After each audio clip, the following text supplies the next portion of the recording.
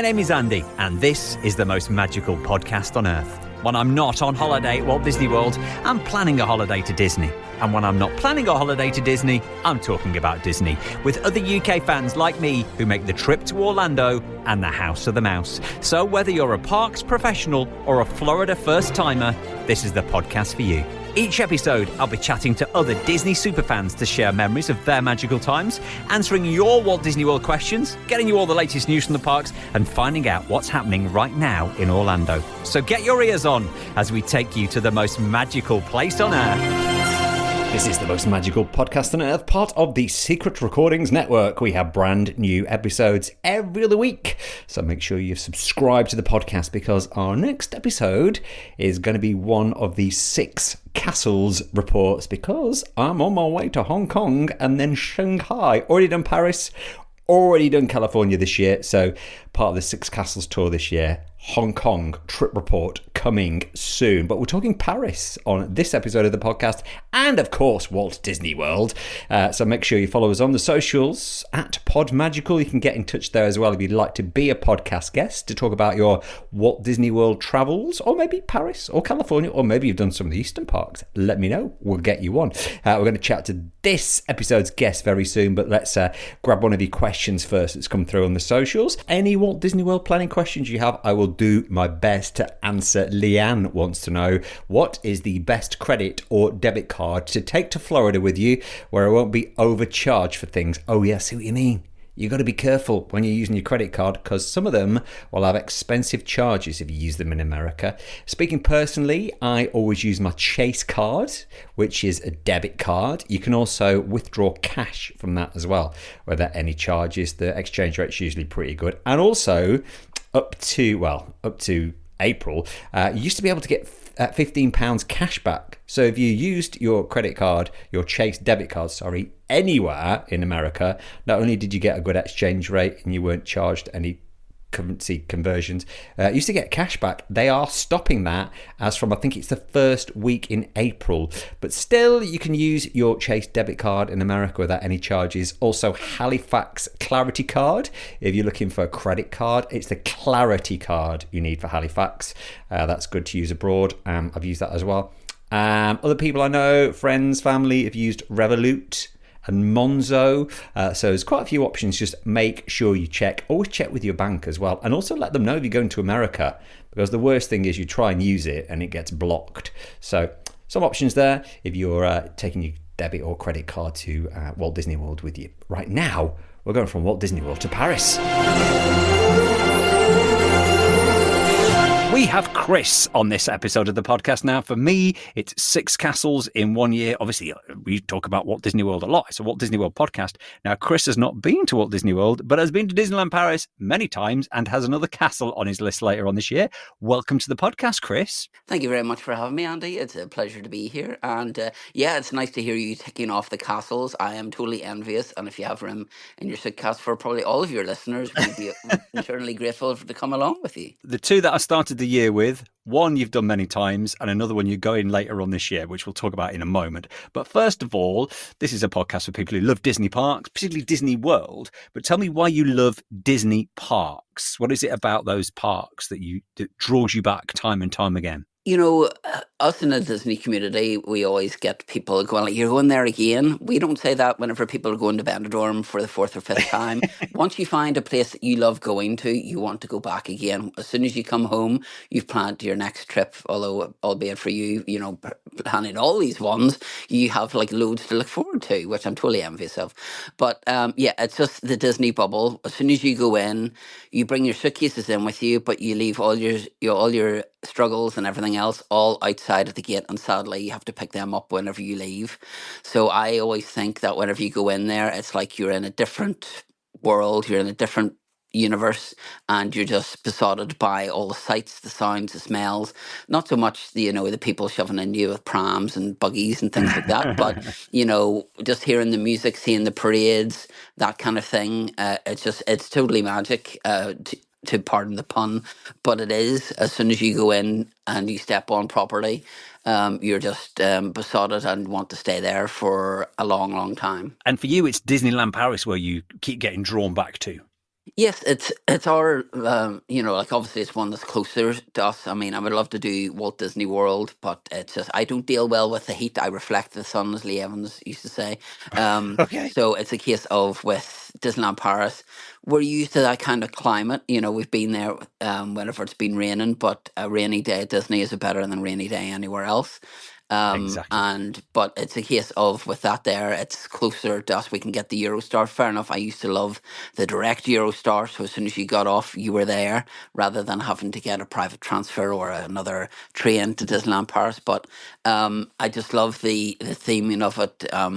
The likes of Phantom Manor, the castle. Obviously, the castle is just I never tire of that view. If you go to Disney and you look at that castle and go, there's something drastically wrong with you.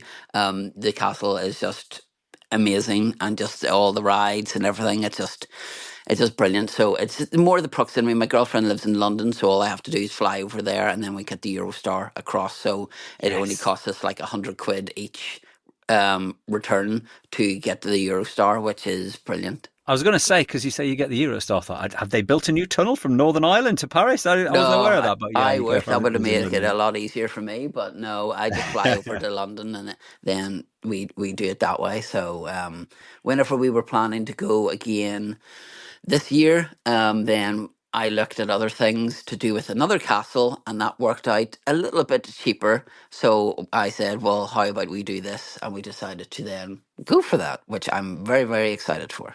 You found somewhere that's going to work out cheaper than going to Paris. Yeah, it's Disneyland California, which because I live in Northern Ireland, I have to fly over and then we have to stay in a hotel the night before. And the Premier Inns are not £45 like they used to be. Yeah. So either end of like saying at King's Cross and saying at the airport was costing say £400 for 2 nights.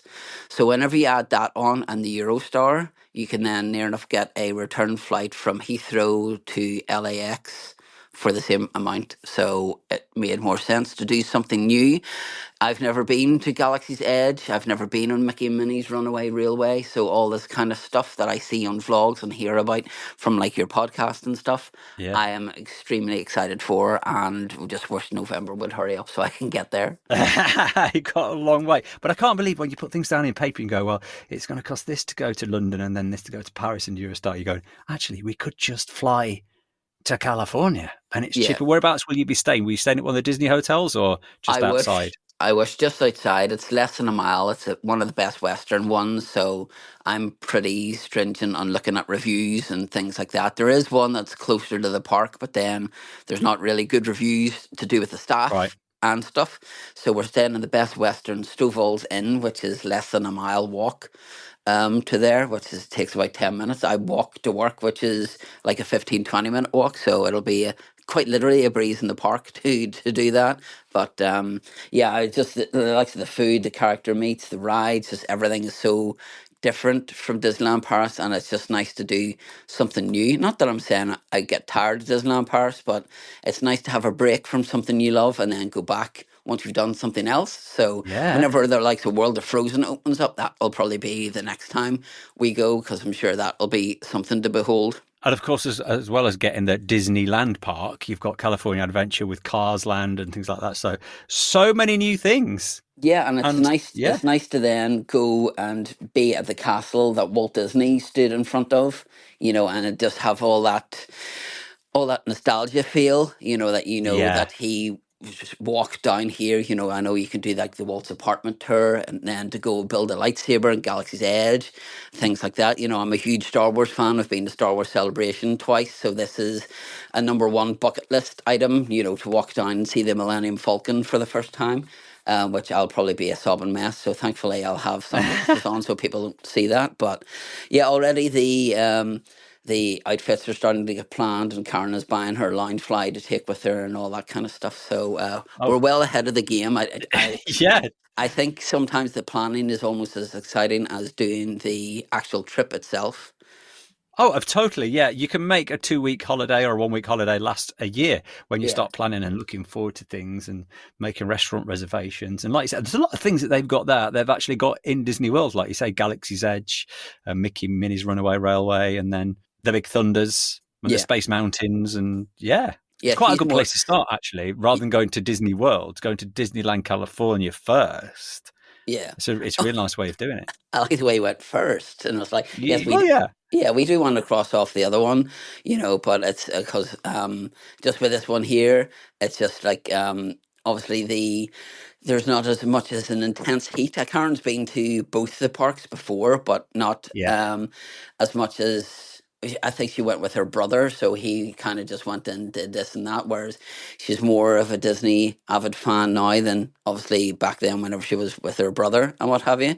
But she's more the thrill seeker than I am, so she's looking forward Right. to like Incredicoaster and that kind of thing. That's one of the ones that says, "Oh, we need to do that." And I was like, "Yeah." So I said, "You can't take any sequin lounge fly with you because I don't want to be standing there holding that. So just take a nicer bag." So she's got plenty to choose from, so she does. Or you could be brave and go on the rides, Chris. I could do, yeah, but nobody needs to see me throw up afterwards. So, Oh no, yeah, it's that bad, no, is it? Yeah. Okay. I Yeah. would Best imagine you so. stay on. Yeah, whenever Yeah. whenever I went, I seem to have like PTSD from going on a little caterpillar one. Whenever I was a kid, and I remember screaming my lungs out, that just went up and down, and I didn't like it. And ever since then, I was like, nope, I'm not Right. getting on a big roller coaster, thanks. So But are you still going to do all the Star Wars attractions? Are you going to oh yeah. fly the Millennium Falcon and Oh do yeah, Rise? I'm still going to do all that. Yeah, yeah. As long as it's not one that goes really fast, like Big Thunder Mountain, which I may go Yeah. on. That'll be probably my limit, or maybe Casey Junior. I don't know. But oh yeah, I'm still going on. We still go on all the rides together. Phantom Manor in Disneyland Paris is one that I only went on a couple of years ago, and has far become one of my favorite attractions there. So I'm looking forward because we're going in November. Haunted Mansion's going to have the Nightmare Before Christmas overlay, which is going to be Yes. good to see. And then hopefully It's a Small World will have the Christmas theme as well. I love the fact that they do that in the American parks, and Disneyland Paris should take note and do that over there as well. So, but Yeah. I yeah, wish it's they'd do just that in Disney World as well. oh yeah, but it's just nice that they do different things like that, and then meeting. Obviously, we're going over the 70th anniversary, so to see the new Yeah. Walt animatronic and to meet the characters in their outfits and to see what kind of food they have, etc. So it's exciting to have something different and to look forward to the food because Disneyland Paris, as much as it's a great park, it's not really that great for quick service food, whereas obviously the American parks have that down pat. Yeah. I've got to say, of all the Disney parks I've done so far, food wise, Disneyland Paris is my least favourite for food, I'm Yeah, afraid. a Yeah. couple of the sit down ones, like Chez Remy is one of my favorite restaurants there, and Pim's Kitchen would probably be my favorite buffet there. But the likes of say, and Auberge de Cendrillon would be one of my favorite character dining experiences. Whereas over in California, there's not that many sit down restaurants. It's all quick service, which I'm totally fine with because it just means you don't have to go, oh, we have to go and do this reservation now. We could just go mobile order, go and get our food, and then sit down and eat it, which is a lot handier. If you had to pick out one particular restaurant at Disneyland Paris that you would say is your absolute favourite, you can only dine at one. Which one would you go to? Oh, that's a tough one. I'd have to say Bistro Chez Remy because the theming in there is brilliant. You're shrunk down to the size of the rat. The food in there is great. It's the only restaurant I've been in where I've had the starter, main, and dessert, which I've loved all. Normally, it's a case of I've loved the starter, the main, and the dessert not so much. Whereas with that, the last time we went in November was the time I had that. I was like, so ever since then, it's been top tier. And a little tip if you ever go to Cherami, ask the chef to sign a napkin for you. It's a nice little memento for you to take away, to take home with you. So every time we've went Ah. there, we've got that done as well. I do always wish they'd had that restaurant in Walt Disney World at Epcot because obviously they've got the Ratatouille attraction. Yeah, And then when you come out, that attraction is designed for you to come out at the restaurant, which, yeah, that you see. You see the people sitting on the little wine corks. yeah. But you don't get it. You don't have it in Florida. It's a shame they couldn't have found some way to build a restaurant as well because I think the restaurant is probably even better than the actual attraction itself. It is very strange whenever you see people's vlogs in Walt Disney World and they come off and you just see the wall and you're like, oh, you expect to see through there and see people sitting down eating their steak or what have you. But yeah, it is very strange that they didn't find the room to do that. But Walt Disney World has enough, so it's nice that Disneyland Paris has something Yeah. that the Walt Disney World doesn't have. And it is nice to have specific things in different parks. It's like, Cars Land is brilliant. It's so far away. But would I want them to build it anywhere else? No, because then it's not as unique. You've got Yeah. every park's got its unique attractions. What are your favourite attractions? Phantom Manor would be high up there. I really do enjoy that ride. Pirates is one that has been, the more I go on it, the more I love it. I always like the fact that it's a short wait there as well. And I would probably say Web Adventure, although your arms ache after that. I always feel that I should do training a couple of months beforehand. So whenever I get there, it doesn't hurt as much, but I don't really want to stand in my bedroom, pretend to sling webs in case I forget to Pretend you're close the Tom Holland. curtains. Yeah, exactly. Yeah, do not look like him in any way, shape, or form. The only thing I have in common is that we're both from the UK. But anyway, but yeah, they would be my top three. But Phantom Manor, I just love the Vincent Price narration of that, and I just think it's a really good attraction. It was down sadly whenever we went the last time, but it was opening the day before we left, or the day we were leaving. But the day before, they had opened it early, and I went on it whenever it was like a 5 minute wait. And even though they just opened it, it broke down twice while it had Well just done, been. Disney. And it's just like, what have you done to fix this if it's broken down twice? I don't understand. But it's one that I really really enjoy going on. I don't think there's many Yeah. attractions that I don't. That I think Peter Pan's one I never understand why it's always a 45 minute wait for, and Star Every Tours. park, Yeah, I same. know. Yeah. Yeah, and Star I Tours is think one it's that slow I. loader or something. Yeah, Star Tours is one that with time, has just went. The more I go on it, the more I was just like, they really need to make that a bit smoother than what it is. But to each their own, I suppose. And where do you usually stay when you go to Disneyland Paris? We normally stay on site. So the first couple of times we went to Hotel Cheyenne. Then a time after that was Newport Bay, and the last couple of times has been the Art of Marvel Hotel New York, which is an outstanding hotel. It's so comfortable. It's close proximity to the parks as well. It is expensive, so it's a case of, it's one of those ones that you really have to scrimp and save to do it. But whenever you're there, it's all worthwhile. The staff all there are amazing. The housekeeping, every night. I've never had. Whenever we checked in, we had somebody come. Three different people come within the space of a couple of hours asking if we had everything we needed, and I've never ever had that in any hotel. In fact, it's probably one of my favorite hotels I've ever stayed in my life. Oh, wow. I just really enjoy it, and the smell of the hotel is one of the only ones I've brought the candle for. And it's just, oh, it just smells divine. Even if you don't stay there, you can go in and have a look around, dine in some of the restaurants, and they have a really nice bar, the Skyline Bar, which does some Marvel themed cocktails. The last time we stayed there, there was a Deadpool and Wolverine bar, which you had to book Yes. through Lineberry, and the drinks there. Like, I don't drink alcohol, so I had one that had marshmallows around it, and then she burnt it to be like Deadpool's face, and then Karen had one to do with Wolverine. And she said, like, if you get black stuff on your fingers, I know you've not drank it properly. And Karen's being really, really, really, so gentle with the glass not to get this on her fingers. But that was a heck of an experience. And the drinks were expensive, but you're paying more for the experience than you are the drinks. And it was Yeah. really well done. And I wish that they would do that more with newer Marvel movies, let's say like with Captain America, Brave New World just being out, and theming it to that as well would be a good idea. But hey ho. Yeah, I didn't know about the Wolverine Deadpool bar until the day I was coming home and somebody messaged me and went, have you been? Because it was still on in January. I went, I didn't know anything about it. I know everything about Disney World, nothing about Disneyland Paris, or not enough about Disneyland Paris. But next time we'll go back because, of course, they've got a lot of celebrations. They've got the music festival this year, haven't they, at Disneyland Paris? You're Yep, not tempted yeah. to go and see that? Oh, I would do, but pricing things up this time, I was just like, well, we can miss one a parade. You know, we've been there. We were lucky enough to be there for the Dream and Shine Brighter, the 30th anniversary, which was brilliant, and the Million Splashes of Colour, which again was a very good parade. And I think that's one thing that Disneyland Paris does well is their parades. The music is ever so catchy. And Yes. like the Million Splashes of Colour, I actually have as Karen's ringtone, so I still get that every day whenever she rings me. But Who it is. the music is just so good, and um, just uh, just whenever they do certain themed things, and like Victoria's to do with the snacks is really good as well.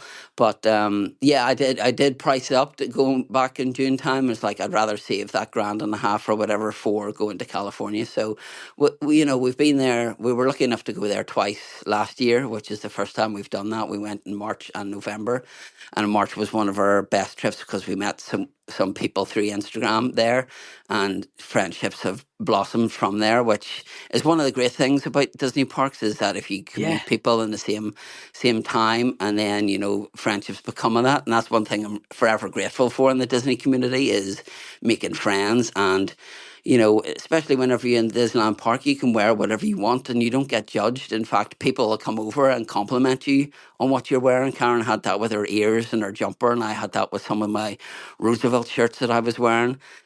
That people would, comment on it, which is really, really nice whenever you're actually lifted up instead of, walking down the street and somebody's calling you names for what you're wearing, So I exactly. love that in the Disney community, that everyone's so supportive of each other. And I think the world needs more of that, to be honest with you. Totally. We need more Disney, more people at Disney. Where do you get your Roosevelt shirts from, by the way? Because it was a few years ago I first started seeing people in them in Disney World, but like now they've really caught on in the UK.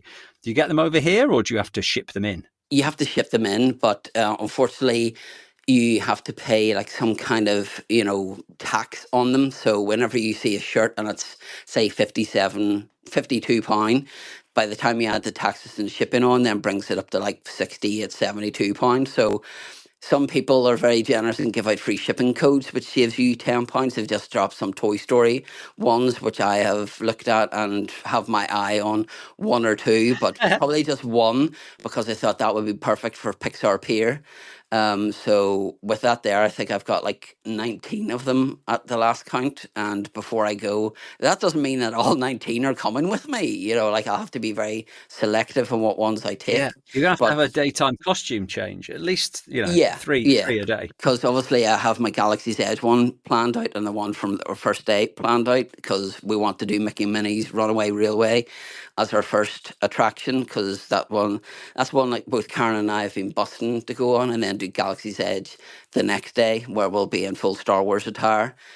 So that's the way we're planning it. So I do have some ideas on what to wear and what to bring, and Karen is the same, as just planning everything out. And obviously we're bringing some hoodies and jumpers for the colder evenings, but I'm sure will still be warmer than the current climate here in the UK, where it says it's Oh five yeah. degrees and feels like -2. So I'm sure it'll be like a summer's day out in California in November It time. will. But not too hot for you, Chris. Not too Oh hot. no, no, that's Uh, fine. That's fine.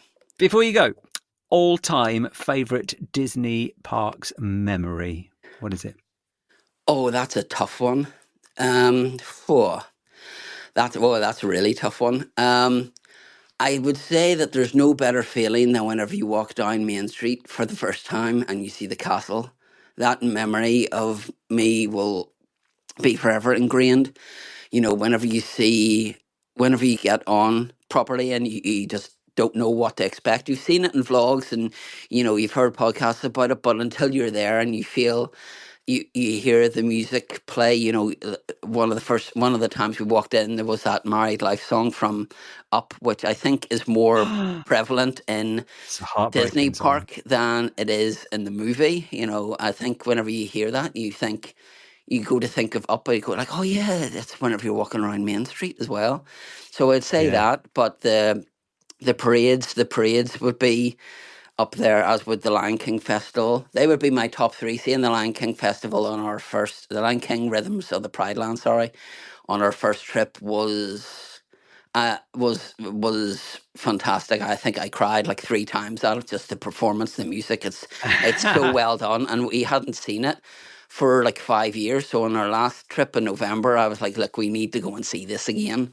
And we did. And I didn't cry as much. I still had a couple of wee tears in the eyes, you know.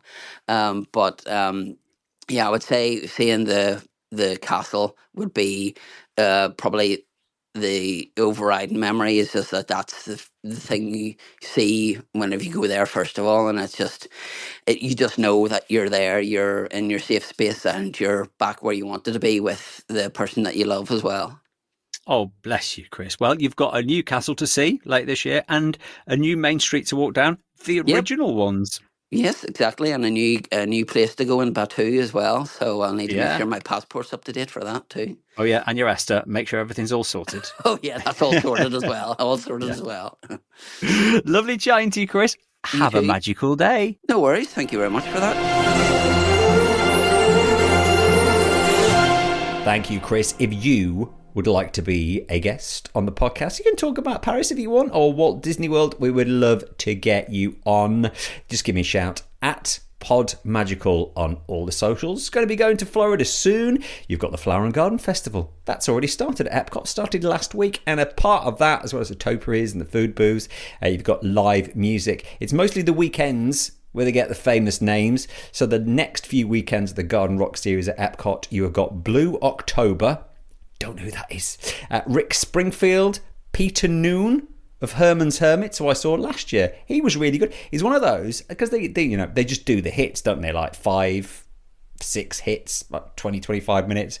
Loads of great 60s tunes from Peter Noon of Herman's Hermits. So he's going to be at Epcot over the next couple of weeks.